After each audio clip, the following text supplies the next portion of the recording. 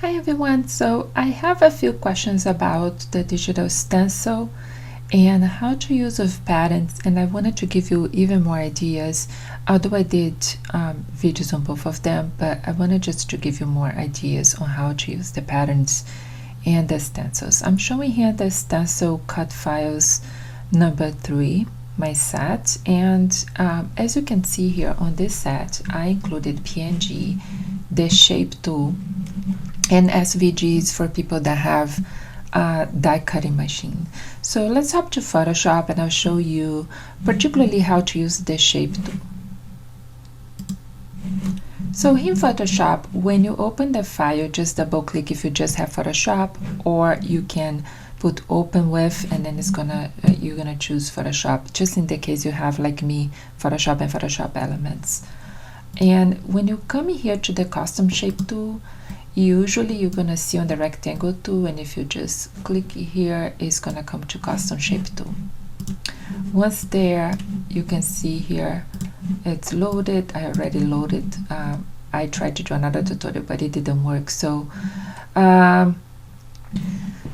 when you have your stencils on the shape tool, they are basically vector files. So that means that we can, put them big and tall, and they're not gonna lose any pixel. It's not gonna be pixelated. While the PNG, there is a certain size that you can stretch them because it depends on their size, right? So I just wanted to show. Also, the great thing is that you have your shapes right here, and you don't have to click and drag, and they work mostly the same as you're gonna see here. Just pay attention here that because if you're using the shape tool, because it's a vector, it's gonna have a stroke, so I'm gonna click to remove the stroke. And once we click out of this, and you can see it's just a regular. So here you have a vector shape. If you don't want anymore to be a vector shape, you can just right click, and you're gonna click on rasterize. So then if you rasterize, it becomes again a pixel layer. So remember that I showed you that I have here my funky pattern tool, and I have other pattern tools as well in my shop. And let me put the funky one. So we have the funky one, and I did a video just of that, and I'm gonna put on the notes. But once you load your pattern tool, you're gonna see that your patterns are here. And I wanna show you because I did our journal page tutorial and people got a little bit confused.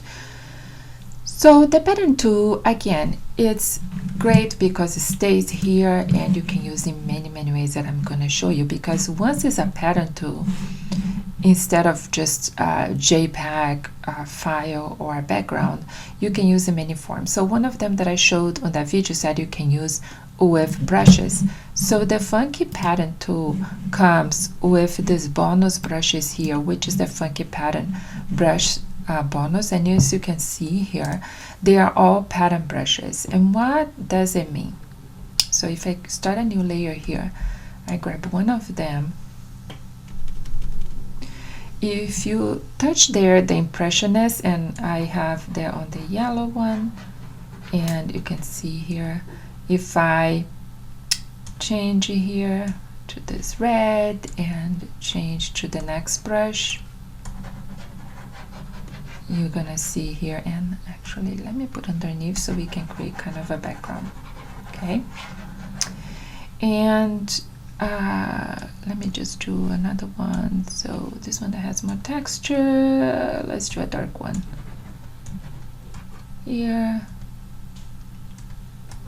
and here, so you can create. So if you, what I said on the video is that if you also uncheck impressionist and check align, then you're gonna see the pattern, okay?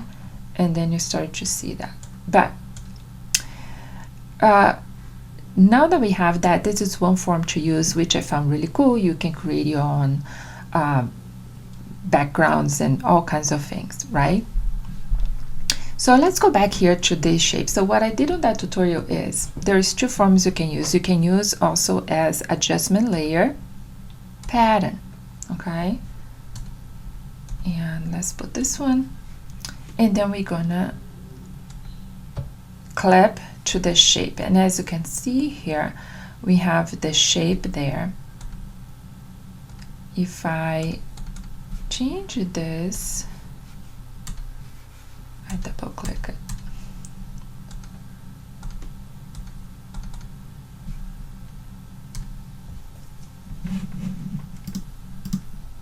So if I double click it here, you can see that we can scale more, scale less. I can certainly scale that back, right? And I can change it, okay? And change that. So let's make this one easier to see. So I can also go here now. Now we are creating an element, so it can be a pretend paper, a flower, whatever. So we can now put a drop shadow, and I'm gonna really emphasize this drop shadow so you can see better, okay?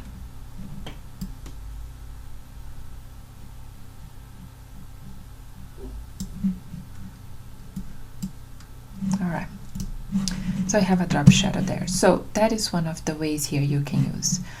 But another way that you can use as well is if you create a here on the effects button, so you basically can create a layer style with your pattern. So, and that is cool, especially if you want to use that. I would suggest to put your shape or the stencil in any other color than black, because you're gonna see that it's easier to do other effects with it. So that's why I had pinky here.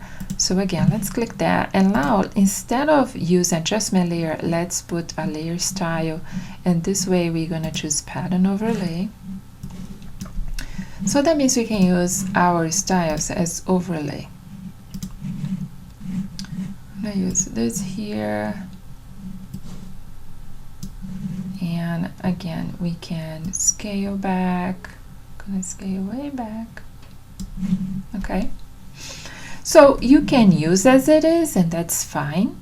But what I like to use, if you use a layer style, you can use blend mode. So over here you have blend mode, so it's going to blend with the color, because if you had black, it would not blend anything. So you can blend there, and there is even a different effect. So let's see another one here. This is, oops, hard light. Let me go to overlay, and you see that, and then you have like a piece of paper or an element, and you have even more creativity with that. So I hope that was helpful for you to learn how to use this. So again, it's many ways to use the same products in Photoshop. It's just to give you more freedom on how you want to use your designs.